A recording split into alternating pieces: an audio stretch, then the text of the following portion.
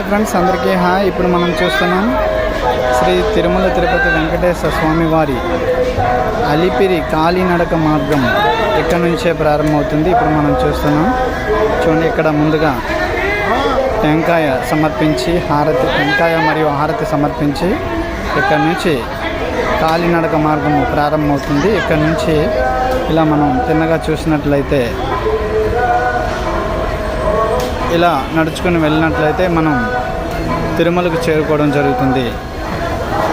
ఇది ఇక్కడ మనకు అలిపిరి పరిసర ప్రాంతాలను మనం చూసినట్లయితే ఇవి చుట్టుపక్కల మనం చూసినట్లయితే హోమము గోశాల, శ్రీ దివ్య హోమ గోశాల కూడా ఇక్కడే పక్కనే ఉంది. ఆల్రెడీ హోమం కూడా జరుగుతుంది, మనం చూస్తున్నాం.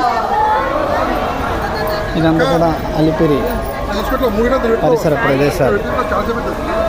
టీటీడీ జల